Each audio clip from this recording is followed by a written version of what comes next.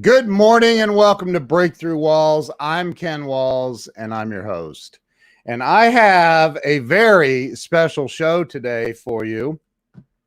I have Coach Micheal Burt and Lisa Patrick both on the show at the same time. This is a first time, and there's a first time for everything. So let me welcome Lisa to the show and Coach Micheal Burt.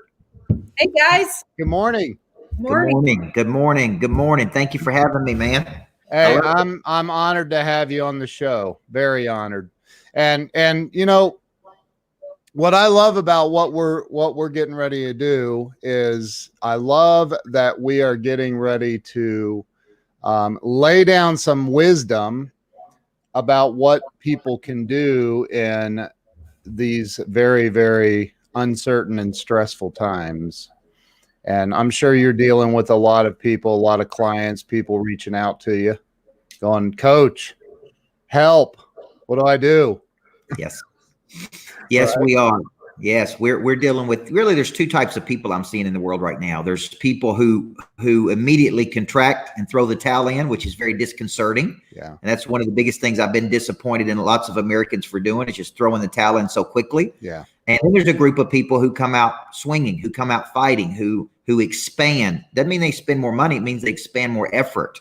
And these are things they should have been doing the whole time, right? You should have been should have been calling your clients. You should have been prospecting every day. And so if you didn't have a healthy immune system coming into this, you're going to be in real trouble. Well, that wraps up the show. That pretty much sums it all up right there.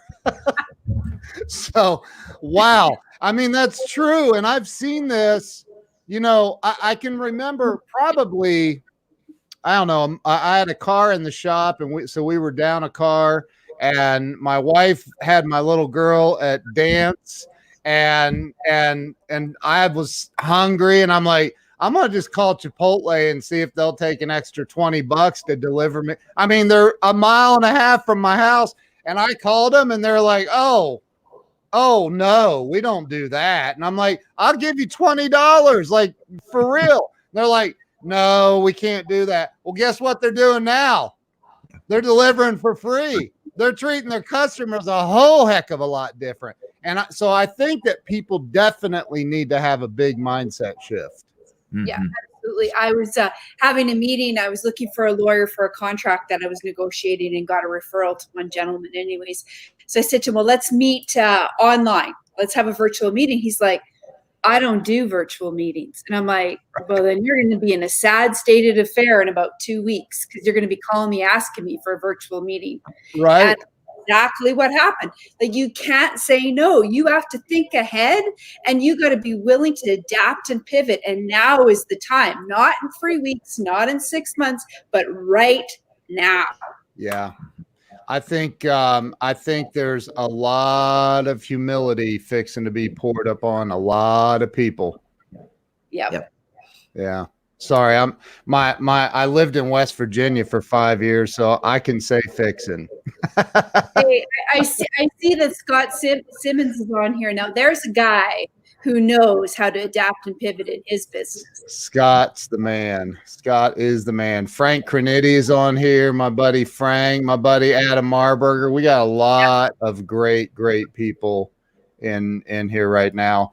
So Coach, you know, normally the format of my show is we start with where were you born and raised, but Lisa's already been on the show. So I'd like to, you know, talk a little bit about you, if you don't mind, and kind of for the people that don't know you in my audience, you know, talk about where you're from, where you're born and raised, and what got you into what you're doing. Because you were a real like basketball coach or something, right?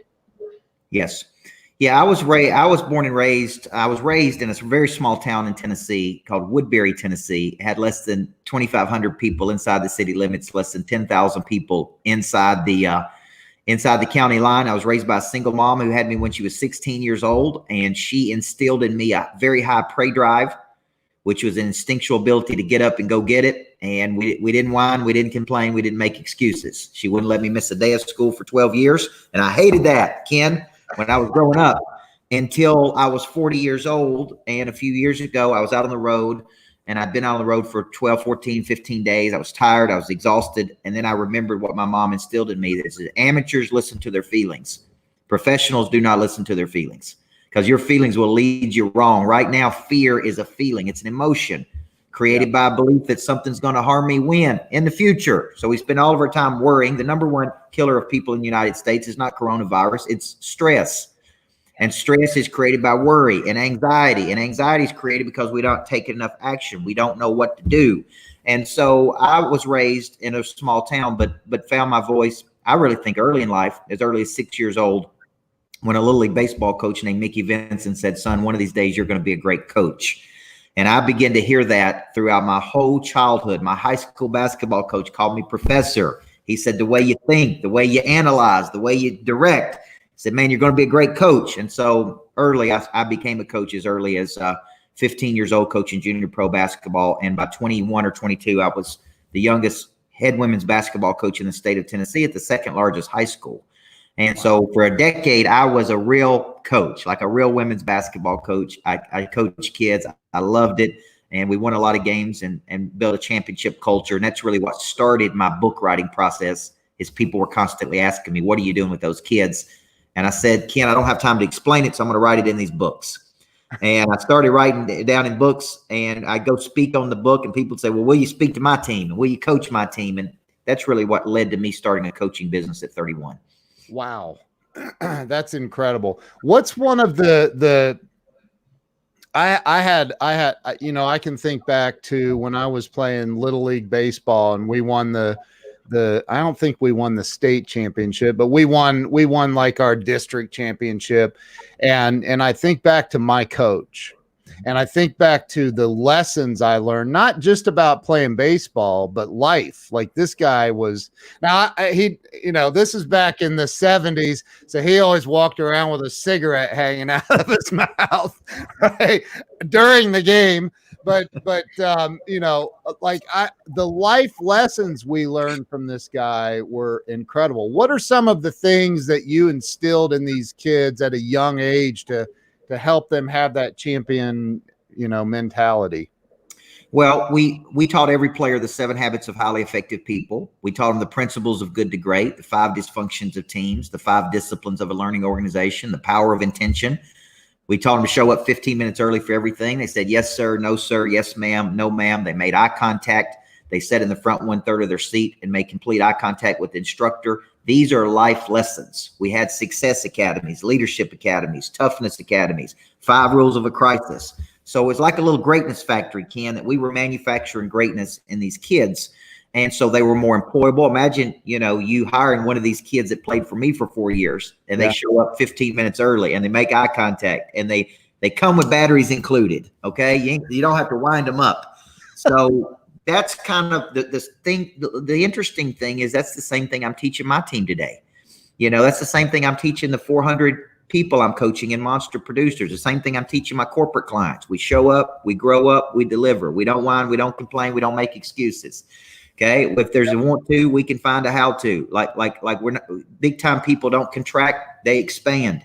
So what I'm trying to keep in people's minds is this mindset of toughness. In the Bible, King David had a mindset. If he would have known when he became king, all of the battles he was going to fight and the struggles, he may have said, don't sign me up for that. But he had a mindset. And the mindset is, it's going to be a fight, but we're going to find a way to win. Now, Lisa comes into this equation in a very important way, because for years I didn't use personality profiling. I just thought, because when I was a coach, as a high school coach, I would tell those kids, Ken, to do it. Guess what? They'd do it. Yeah. Because they would yield to authority. Then I started running my own company, and I figured out adults don't always play by those rules. They just don't go do it because Coach Burt said to do it. Right. So we brought Lisa in to create kind of this assessment division of our company. And I really started to study and become certified in the DISC profile to really understand how to motivate and activate the drive in a person. And that's been very helpful, because during times of stress and pressure, and Lisa can speak to this, those personality profiles tell me how people will handle stress and pressure. Yeah. It tells me when a person will shut down. It tells me, right? It tells me when a person will contract. It tells me how to activate. So Lisa, speak to that for a second, because this is very critical in today's time. The people that are folding, the personality profile would probably tell me they'd fold when they get pressured or stressed. Here's where their natural stance is. Talk about that, Lisa. Yeah. Absolutely. So, your personality, your natural personality comes out in times of stress. And what happens is lots of leaders in companies get sidetracked by this because you've got this person that shows up every day and they grind and they're, a sales professional and they're hustling and they're bustling and they're giving all they got. And then crisis comes into play and all of a sudden they fold like a cheap trick. And you're thinking, what happened to this person? What happened to this hustler and this bustler?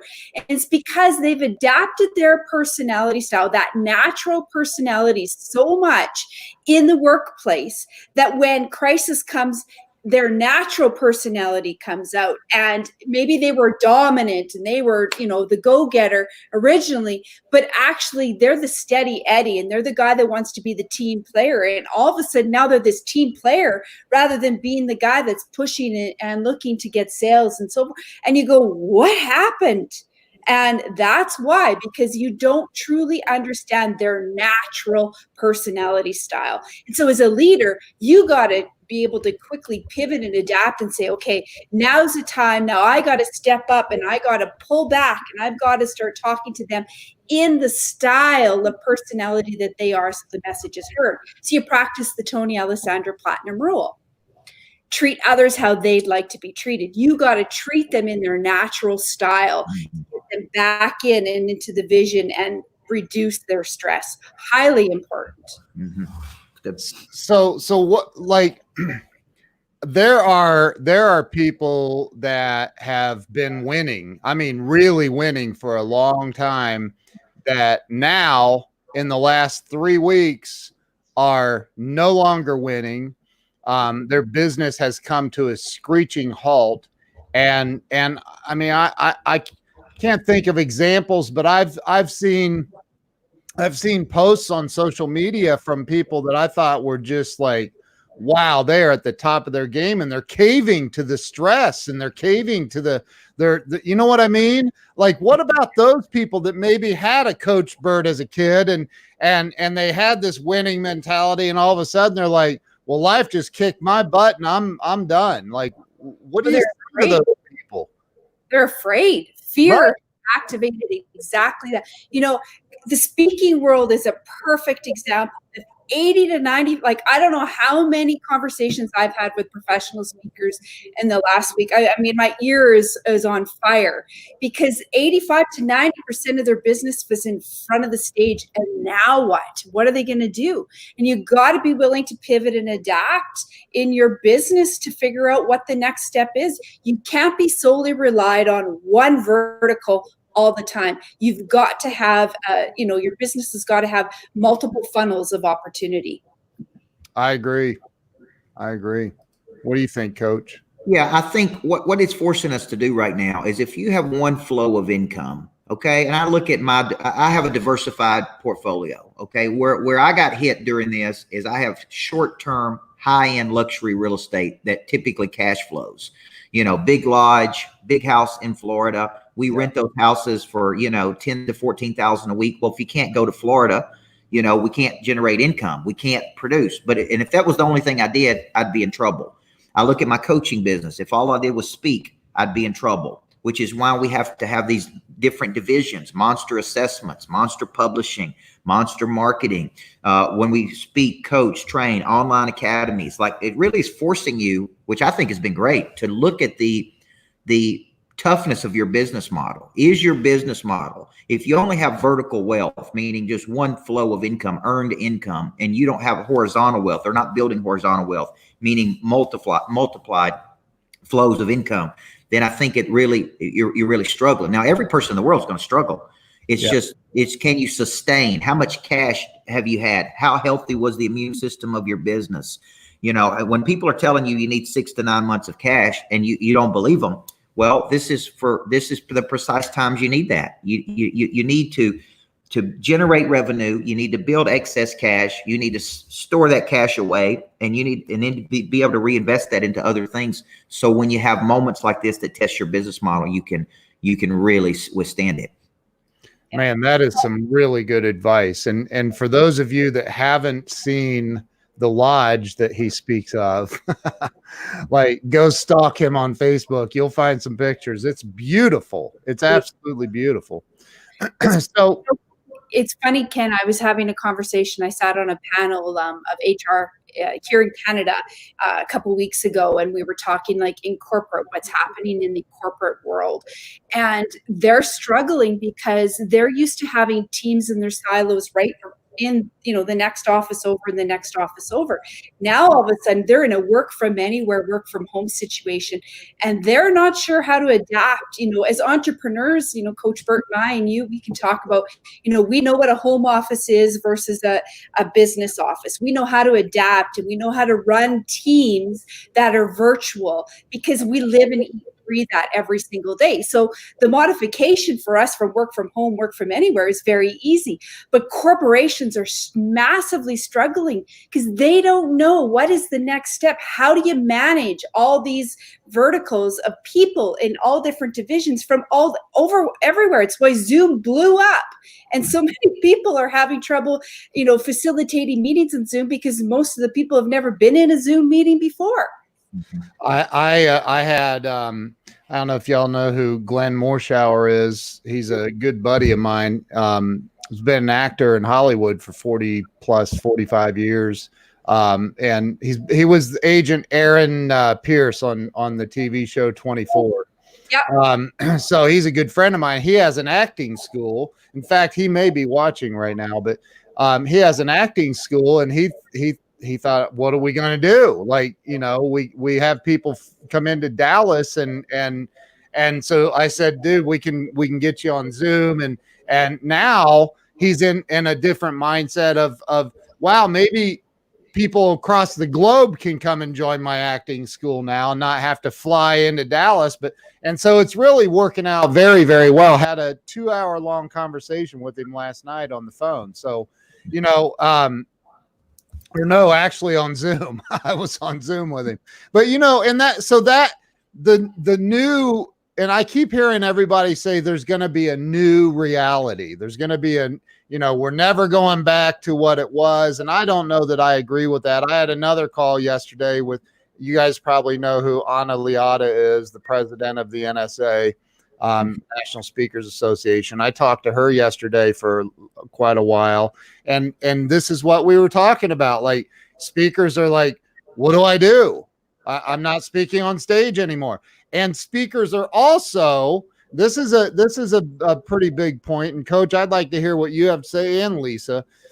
Somebody told me that these speakers are being invited to virtual conferences, but they want their full fee, $25,000, to be on a virtual dang conference. And I'm like, are you kidding me? I'm speaking at this one particular conference, and I'm like, it's free. Like, as long as I can sell my course or whatever on there, then I'll speak for free. What are your thoughts on that? Well, I think for the speakers out there that rely on that one flow of income, it's a terrible mistake. Now, in today's world, you should have courses. You should have the value ladder. You should have a $37 course and a $99 course and a $299 program and a $5,000 program. You shouldn't just speak. I mean, it's not a good business model. It's not a good business model to rely on that one thing, no matter what that one thing is. I tell people I'm a coach that speaks, but I'm really a coach. And so most of my days are spent coaching people. So in an environment like this, whether I'm in person in Houston, Texas, or doing a Zoom, I'm still coaching those people. Yep. I'm still got a recurring revenue model. I've still got companies paying every single month. Still got an online academy that we can get recurring revenue. So I just think it's exposing those speakers that have relied on one flow of income. I think that's a mistake. And I think when it comes to this, a lot of people use speaking as the way to drive leads. I'm one of those people, by the way. Out of everything that we could do, any type of marketing we've ever done, the number one way I've generated leads is through speaking. Yeah. Right. And we were generating about 1,000 leads a month. So what have I done? Now I've gone to the companies I work with or influencers and said, let me do a webinar for your teams of people. They're introducing me to their teams of people. We're still driving leads. And we're just doing it through a different method. I'm still coaching. I'm still speaking. I'm just doing it through this method. You gotta have that mindset of it's going to be a fight, but we're going to find a way to win. That's the mindset that's got to permeate you every day. And every day we're learning something new. I'm actually learning that I actually have enjoyed not working at the office. I've enjoyed being creative at my condo in Nashville. I've enjoyed having some space. So I told my president, hey man, this is not bad. I used to think I got to go every day. I got to motivate everybody. I got to get them all excited. Right. And that was just a thought pattern I had that may not be true. Right. Right. Yeah. What do you think? I think too that, for speakers and I've lived in the speaking world and the majority of my clients have been professional speakers. And, we've talked a lot about passive residual income, about training, of, exactly what Coach is talking about, the ladder of different, I always say your speaking business is like a hotel. You have the foundation of your business, and the foundation is all your systems, your processes, and your tools and your knowledge. And how do you leverage all those foundational products and tools and systems in your business up to the hotel, to the penthouse? Now, the penthouse typically in a speaking business is you speaking at 25, 50. I mean, some people get $100,000 for a speaking engagement, or they used to anyways. But what about all those other, floors and rooms within that hotel? You should be having all kinds of facets, whether that's products, whether that's like for Coach, it's assessments. I'm working with one particular company right now, and it's really about a certification program that they want to create. And they're leveraging the knowledge they have, and they're going back into the market with the certification program for coaches. So there's a number of different ways that you can leverage your business, your intellectual property, and piecemeal it apart. Pick it apart, and the one thing could be 15 products or services or opportunities to actually go back out into the market. It can't be just books and speaking from the stage. And getting on anything right now, whether it's free or paid, is a success, is an opportunity for you.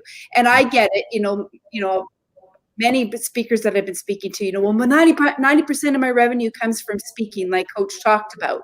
Yeah. Well, here's the thing. You're not going to get $25,000 to come and speak at a virtual event. Nobody's going to pay that.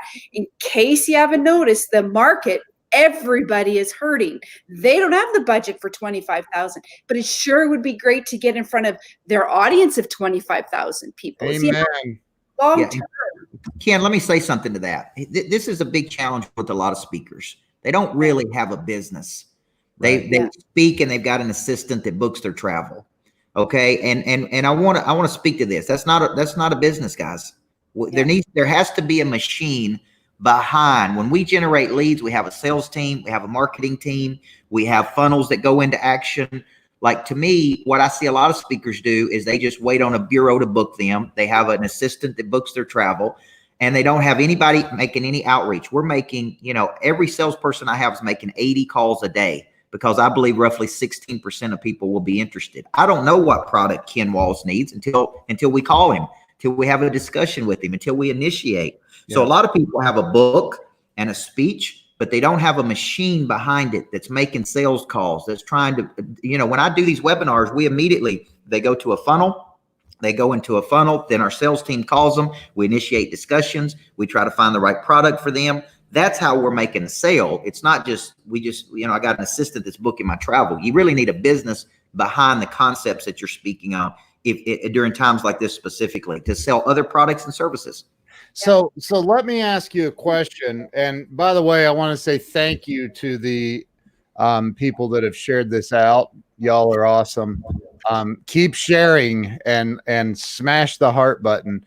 So don't hit the like button. That's just being lazy. Hit the hearts or the angry face. I like the angry faces. I always go back and see who was angry with me. But let's talk about, adapting or pivoting. How about that? There's a lot of people that you're speaking about that maybe built their business in one way, one vertical, one way that they, just speak, and that's it, right? And then, those people now have to shift. They have to pivot. Maybe they don't have a training system in place, a virtual training platform, or they don't have they don't know how to use Zoom, or they don't know how to use what we're doing here, or whatever, or do a webinar. Doing webinars isn't easy. I just had a meeting. I'm in Jeffrey Gittimer's mastermind group with Joe Soto, and Joe and I had a meeting a couple days ago, and he's a genius at doing this stuff, right? And so he's sitting there explaining to me all this stuff with a funnel in his webinars, and I was like, dude, your stuff. Wow. And so people that don't know how to do this, what do you say to them? Talk to them about how they need to pivot right now. Well, I think this is a wake-up call. I think that we have thunderbolts in life, Ken. And a thunderbolt is a sudden, unexpected jolt of energy. Sometimes that thunderbolt is negative. Sometimes it's positive. I used to create artificial adversity for my basketball players, meaning I would create simulated adversity and put them through all kinds of things so that when they had to critically think, they could. We've gotten lazy. We've gotten complacent. The number one thing we fight in America is complacency, which is a gradual settling place of mediocrity. This virus has awakened us from a slumber. It's caused us to work muscles we've never worked before. So for those people that wouldn't get on a Zoom, that wouldn't try different things, that's really a form of laziness on their part, that they weren't open to things. Now, we're open up new divisions of our companies, like we talked about. Yeah. We've now got an assessments division, meaning we can do assessments with your people. We can come back and coach your people based on the DISC profile. That's a whole new division. That's a new revenue generator. I'm releasing a Monster Health division this Sunday night, where because of the transformations I've taken place in my health and some of the people on my team that we got a new division called Monster Health. We've got a marketing division. These are affiliate partnerships where people come to us. They have a need. We pivot. We got a publishing division now where we have a person who can write books for you, right? And so when you think about this, these are ways that we're making money. Now, on the publishing piece, it's interesting because we're selling a lot of publishing deals where we have a ghostwriter write the book for you, package it up, get it up on Amazon, all those type things. And many people are telling me I've got more time on my hands. I've always wanted to write the book. 200 million Americans say they want to write a book, by the way. 81% of people believe they have a book in them. And so that's a way that we're generating revenue by pivoting. That's pivoting. Now, that wouldn't happen if I didn't have a relationship with people like Lisa Patrick. If we didn't meet, if we didn't come together, if we didn't initiate, if we didn't come up with a plan so that we can generate more money versus just that one vertical. So that's the real challenge, is people are not creative enough. There's no, if I call a person and say, hey, if you could transform a website in 48 hours and we can partner with you, and I sent you 100 people a year and you pay me $2,000 off every 10,000 you make, I've generated $200,000 more dollars. All it takes is effort and creativity, Ken. And that's where a lot of people are just stuck. There's no shortage of money. There's no shortage of opportunity. There's a shortage of courage. There's a shortage of creativity. There's a shortage of confidence. That's the shortage that's out there. I mean, it goes back to probably the caveman days. I mean, if you didn't go out and hunt for the dang tiger or whatever, your family's going to starve. And I always say pain is the predecessor of all wisdom, right? So I think people need to wake up, because you may, and I know people are like, man, I'm getting that $1,200 from the government and I'm good to go. Like, dude, what? Like, are you kidding me? Coach Burt drops out on the ground, don't even stop to pick it up. But like $1,200 is not going to be, it's not the answer. It's not the answer. People are emotionally attached to their businesses. And when you are emotionally attached to your business, and Coach Burt says this all the time, you cannot see the picture frame because you're inside the picture, right? You can't see the outside frame. And so when you're emotionally touched, you've got to be able to find somebody to help you. And that doesn't mean it's me or it's Coach or it's Ken Walls. It might be your customers. You know, Lauren Rubis, who's a customer or a cultural expert here in Canada and a good friend and colleague of mine. He was the cultural evangelist for the Alberta Treasury branch, which is a bank here locally.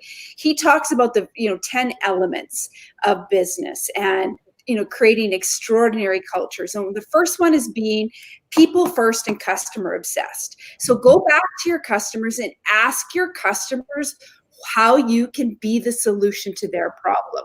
And that might generate an opportunity out of you. That might spark the creativity that you need. Or in many cases, I'll be talking to clients and we'll start talking about, new opportunities to expand and adapt and pivot. And they'll say, well, in the last year, I had 10 people come up to me and ask this one question, if I just had that product or service. Well, there you go. Damn it. There's your answer. Go after that particular product or service. We have been given the biggest gift of creating time right now. Now is the time to pivot and adapt. And if you've got that opportunity, go for it. There should be nothing, like Coach says, holding you back. It's why monster assessments exist today. I love that. And I think that, and I've been online on live streams, literally preaching with Glenn Morshower and Mark Victor Hansen and, all these people. And I'm like, you've got time right now. And I said it, maybe you need to learn how to build websites. I mean, I've done them for 26 years. I've killed the learning curve, but maybe that's something you need to do. Or, hey, learn how to be a video editor. Go there. YouTube University is out there. There's all kinds of free stuff out there. And I'm not saying don't buy courses. You need to invest in the higher level stuff, but there's a lot of great information available. Start a cooking show on YouTube or something. I don't know. I mean, but get creative. Yeah, absolutely. And I think too, people, you don't have to be a great leader with your people. Let's talk a little bit more about corporations, right? Like, you don't have to be a great leader. You don't have to be a perfect leader. You just have to be a leader. You got to be there for your people. And when you're there for your people, and Coach knows this really well because he's a great leader, is then you actually activate the values within your people, and they'll be there for you. And together you can determine what the next opportunity is going to be. You can ask 5 whys. Why this? Why that? Why this? And keep asking those whys until you actually get to what you need that is the solution. I think also there's a lot of big corporations that have had to lay off their entire workforce. And for me, I've always been an entrepreneur. I always say I'm just not employable. And I'm not, but I think that there's a lot of people that, and I said this the other night, and I'd like to hear your take on it, but you went to work for the last 10 years every day going, I hate this freaking place. I hate working for that butthole or whatever. And well, guess what? Now you have an opportunity to spread your wings and fly. So, what about the people though, like that are the waiters, the waitresses, the airline attendants, the people that don't have, and I don't know if airline attendants fall in that category, but don't have that tip income coming in every night. And, how do you push them, man? Like, don't wait on your restaurant to open back up because it might not. Yeah, I think, and I'm a small business owner. We have roughly 8 to 10 employees, and the concept of laying people off is a last option to me because of my mindset. Here's what I told my people. We don't have time to whine. We don't have time to complain. We don't have time to fight. We don't have time to argue. What we got time to do is figure out how to keep producing revenue. The purpose of the business is to generate revenue. And I don't care if you're in an assistant role, to a sales role, to an operational role. It's all hands on deck. Okay. This is a time for you to shine. This is a time for you to show up and grow up and push through and find another gear. Okay. It's time to flip the switch. Now, for the people out there that got laid off and they couldn't help it, like I've coached restaurant owners and they've laid off 100 to 200 people because they can't get in a restaurant. Listen, once you find a primary skill, in life. This is the real problem. They don't know what their primary skill is. See, once you know your primary skill, you can pick that skill up and take it anywhere. Yeah. You can take it to another industry. You can come in, right? Like I was a high school basketball coach, but my primary skill was coaching people through the whole person theory, building competitive intelligence, finding and filling missing structures. I could retire from coaching today, Ken. If you said, hey, coaching business is done, what are you going to do? I could take that skill that I have of communicating and connecting with people, and I could take it to sell insurance. Right now, the number one thing, like I coach final death expense insurance companies, and they're selling more insurance than you can handle, because older people without insurance right now that are scared of leaving the world and leaving that burden on their family are now buying it. It's one of the number one things they could be selling. So do you think I could take the skill of communication and take it over and go to them today and say, I'd like to be on your insurance team? I bet they'd let me on the team, number one. There's a pretty good chance. And I bet I can make a bunch of money selling insurance. I could sell real estate, because some of the real estate's still selling. You could, once you know your primary skill. See, the people that are in trouble don't know their primary skill, and they don't know how to take it to another arena. And you got to first find that. I talk about that a lot in my new book, Single Digit Millionaire, because you're not going to get your revenue up until you know your primary skill, thank you, Lisa, until you build demand for that skill, till you build networks around that skill, and then you begin to leverage your networks to produce even more revenue. Okay. It's very important that people find their primary skill. Yeah. I totally agree. And I don't know. I literally had this conversation with somebody the other day, like about, well, it was yesterday. I was interviewed on a show, and this woman's a realtor. And I said, look, man, if I was you, I'd be doing I would create a show, and I would become the expert realtor in your area, because I can promise you there ain't no realtors in your area doing their own show saying I'm the expert realtor for Anaheim, California, or wherever, and really separate yourself from the pack. Mm-hmm. Yeah. I think too, follow-up is a key component. And Coach, you talk a lot about follow-up in your million. Let me just grab the book. The $1 million follow-up, right? That's right. Key, I didn't get the title Queen of Persistence by David Lee Jensen for no reason. You need to be persistent, and now is the time to be persistent. I was, on my Coffee with Lisa podcast, I was speaking with a lady by the name of Gina Estrada, and she was making 60 calls a day. Now, she owns a financial business, and like a financial advisory business, and she was just picking up the phone and saying, hey, listen, it's Gina here. I'm here for you if you want to talk. And all the conversations that she had created a whole whack of new opportunities for her. You just got to pick up the phone. You got to be consistent and persistent in following up with people. You are your network. Somebody once asked me, would you give up your money or your network? And hands down, money every single time. Your network is where everything stems from. New business, new opportunities, new relationships. Anything and everything in your business and in your personal life will stem from the relationships that you have.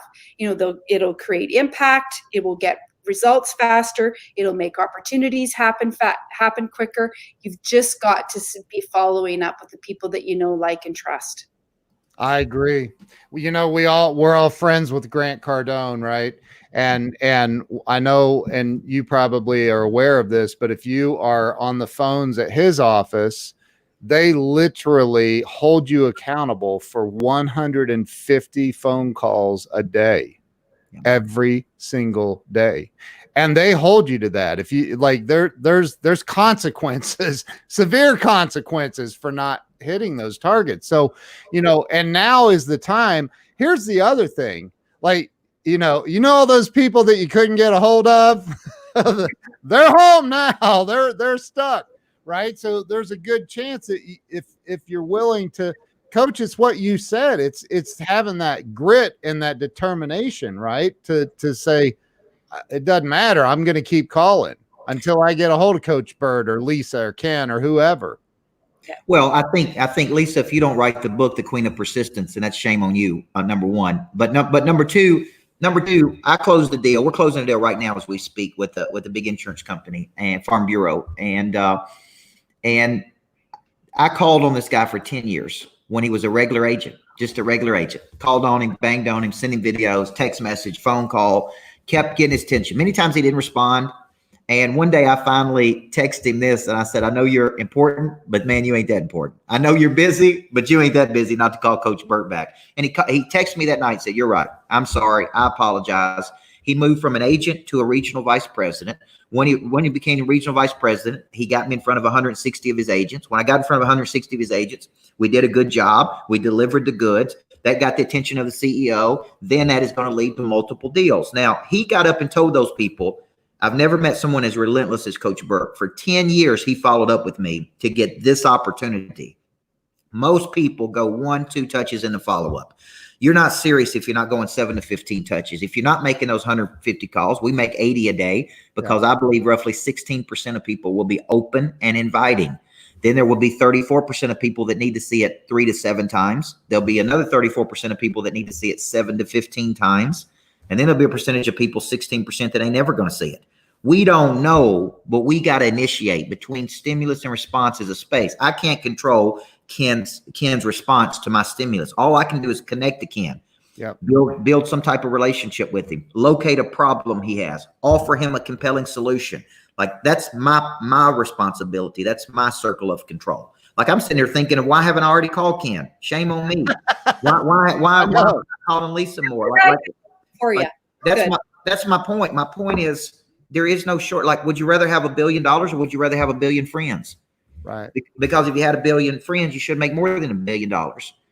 So that's the concept of it's this lack of initiation on people's parts of just calling to connect. I don't know what the possibility is between us until we talk. But once we talk and I got enough products and services and partnerships, there is possibility for us. So too many people need to take more initiative and go out there and make the call. Yeah. Totally agree. And sometimes it's just making the invisible visible for folks, right? Like, let's talk a little bit about challenge accepted, by the way, Coach Burt, on the Queen of Persistence. But I'm just finishing my first book with Jim Cathcart. So once I release that I will write the book, The Queen of Persistence, and the first book will go to you. But here's the thing is some people have a really hard time seeing the invisible. And you just need to be able to take a step back. And sometimes, and we talked about this, why didn't you call Ken? Well, because it was your relationships with me that I reached out to Ken on your behalf. Now is the time that we should be supporting each other and lifting each other up and helping each other, not taking each other down, not trying to sell everything to everyone. It is about helping each other and creating longer lasting, more profitable business relationships down the road. That's the most important thing right now. It's good. I think, and again, I Grant has been a mentor and a friend of mine for years now. And I know the same for both of you. And, he took the attraction marketing to a whole different level when he started doing the daily shows and interviewing Coach Burt on his show and Lisa on his show and all the, and so I took that same approach by creating this. And I think that anybody that wants to be, and I told you before we got started, I have never been busier in my entire life as an adult. And so it's because I put in all the work of for the last couple of years or so, interviewing somebody every single day. And I own livestreamingking.com. That's me. Right. And so when you say, and Coach, I'm sure that when you think back to coaching the kids, like, you didn't say, well, if we go out there and give it a good try, we might win. Right. Well, I mean, it's the example of, it's the example of you doing it every day. I mean, I spent 5.5 hours a day with those kids. We didn't practice one time. We practiced every day. And many times we practice 2 or 3 times a day. And I think that's where we've gotten lazy in businesses, in corporate America and small businesses. We don't practice enough. We don't role play enough. We don't test enough. We don't simulate adversity enough. And so when we do have adversity, we contract. This is a standard for a lot of people, is as soon as they get scared, they immediately contract and they don't expand. Okay. And that's just a very simple thing that I see a lot of people do is I get scared. When I get scared, I need to cut everything. Okay. I need to cut this. Although this helps me make money, I need to cut this. Okay. I need to cut this. Listen, there's going to be a lot of people that are going to make a lot of money during this period of time. Okay. Because there's going to be opportunity. And a good friend of mine said, he who hesitates always finishes second. He who hesitates always finishes last. So when you see opportunity like a cheetah, you got to go for it. I love that, man. That is so true. Wow. So what's your latest book again? Lisa, can you hold that up again? I'm going to put you full screen while you hold that up. Yeah. Single Digit Millionaire. It is an excellent read, you guys. Excellent read. It's not a long read, but there is so many golden nuggets in this book. Where did it come from, Coach? Where'd you? Well, it's a great question. People ask me, why didn't you write Double Digit Millionaire? And our goal is to be, double or triple digit millionaires. But it occurred to me, Peter Thiel made a comment about Hulk Hogan. Hulk Hogan was in a lawsuit with Gawker magazine, and Peter Thiel is a billionaire. And Peter Thiel, who was an early investor in Facebook, said that Hulk Hogan was just a single digit millionaire. Therefore, he couldn't represent himself against a company like Gawker. He didn't have enough money, right? Just because he was a single digit millionaire. And it got me thinking. He came in and funded the lawsuit. They were awarded $40 million. It completely shut the magazine Gawker down because Peter Thiel had a beef with Gawker. But when he said that, I thought, how many people in America will never become single digit millionaires? How many people will never be worth between $1 and $10 million? And so I'm not a double digit millionaire. I'm only a single digit millionaire. But I went from being a high school basketball coach making $60,000 a year at my peak to being worth $5 or $6 million. And what I do in that book is I show you, if I can do it, you can do it. And let me tell you exactly what I did, because everywhere I go, people would ask me, how did you go from being a high school basketball coach to having your own jet? How did you go from being a high school basketball coach to speaking at 10X? How did you go? And people always wanted to know. So I finally said, why don't I just write it in a book? This is what I did at 25. I wrote my first book. This is how I turn this into money. This is how I build a coaching program. This is how you find your primary skill. This is how you build networks. So that book is really a transition book for people out there who know they're level 10 people, but they're operating at level 4 or level 5, or they're stuck in a level 4 opportunity. I was a level 10 dude stuck in a level 4 opportunity because I couldn't grow my income. I couldn't make any more money no matter how hard I worked. So I had to take my skill and pick it up and take it to another arena. And that's really what the book Single Digit Millionaire is about. Wow. I definitely, is that on Amazon? You can get that right now only at coachburt.com. It's exclusive. Really? Yep. And y'all are still shipping? We're still shipping every day. We're selling books every day. We're shipping every day. That's awesome. coachburt.com. I'll throw a banner up on the screen here. Here's right now, in this moment of time, if you are a coach and you are not reaching out to Coach Micheal Burt about the methodologies and the processes and system that he uses in his coaching business to create money and to create impact, you are sadly missing out on an opportunity. And I say that wholeheartedly, genuinely. The man has built an amazing coaching practice. And if you're a coach and you're not asking him how you do it, then you're missing out on an opportunity right now. And if you want to live stream and you're not asking Ken Walls, how the hell do you do it? Then you're missing out on an opportunity. So this is an opportunity right here, you guys. Wow. So I think my wife's a big fan of you, Coach. Good. Thank you. And we're already fans of Lisa, so she knows that. Jill's amazing. She's way better than me. Just, What's that? You're all right too. Thanks. I appreciate that. So, for the people that are not coaches though, that again, I know I keep going back to it, but my heart really feels for the people who are paralyzed right now, that have lost their jobs with a restaurant or wherever. And my heart really hurts for them. Is there anything that they can get off your website if they're broke? What if they're broke and they can't afford to buy your book, or they can't afford to whatever? What do you say? Is there anything they can get that's just free information, blogs or whatever you have out there? Yeah, absolutely. I mean, I think people watch my YouTube. We put out almost a video or two per day. There's hundreds and hundreds of videos on YouTube where people have literally watched me for 2 years and said, "You've been my coach for 2 years. You don't know it, but I will listen to all your podcasts." My podcast is called Super Coach, 2 words. I have a really interesting podcast called Person of Interest where I interview really fascinating people. Wow. And then I've got a number of things. So YouTube is one. We've got MP3 downloads that they can get. I do write personal growth books. A big one right now would be Swag, which is about confidence. And This Ain't No Practice Life are 2 good books that a person could get to really get their life where they want to go. And for the person that's out there, I've had country music singers, band members reach out to me, said, "We're not playing. What can I do?" Well, maybe we can put you on the phone calling. Maybe we can put you on the phone selling. Maybe we can help, if you're open to a commission, maybe we can, there's things, if you got great communication skills, reach out to people and say, "Can I come study under you for a day? Can I make calls for you? Can I do something for you? Can I grow my skill set?"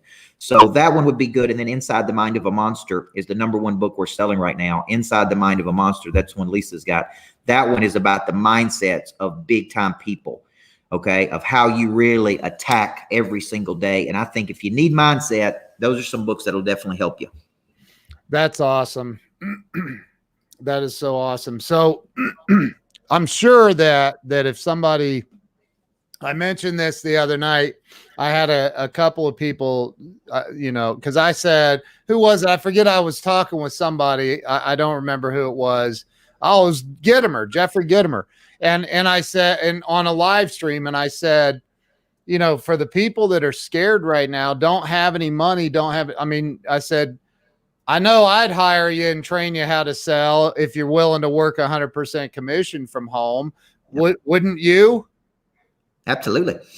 Yeah. If you're willing to make phone calls and try to make some money, like we can give you the scripts, we can tell you who to call. Listen, we're generating 1,000 leads a month.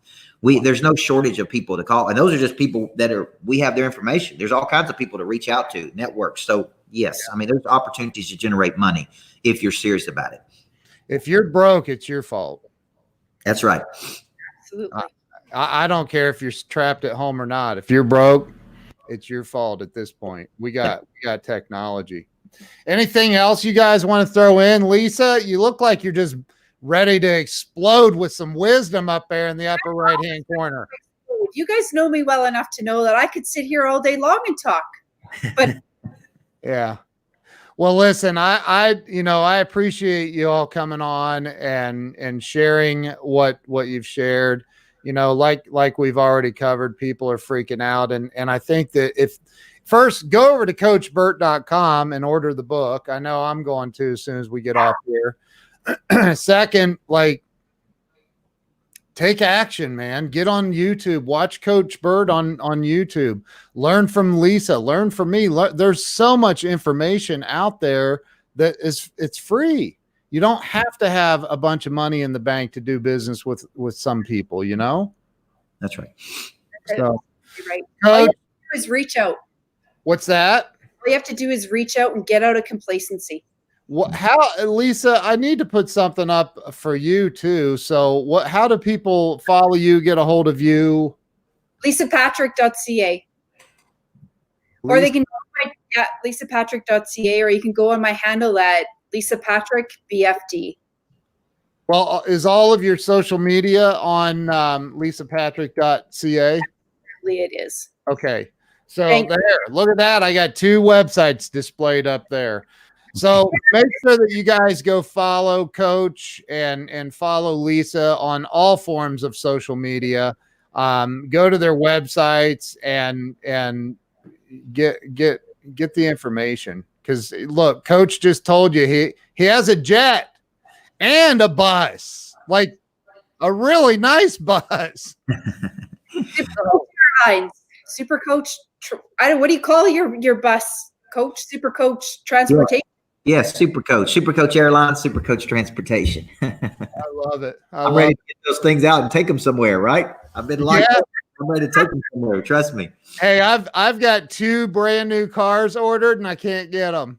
And I talked to my buddy Frank Cranitti. I said, dude, I want these cars, man. He's like, we're shut down, bro. I can't do anything. I said, He's like, where would you go anyway? I go, I'll drive around the dang neighborhood. I don't care. Anyway, so listen, thank you guys. I appreciate y'all coming on and sharing your wisdom and hope, and everybody make sure you go follow them. Thank you to everybody who's watched and shared this out, and we'll see y'all later. Thank you. Thanks, All guys. right. Thank you, guys. Thank you so much.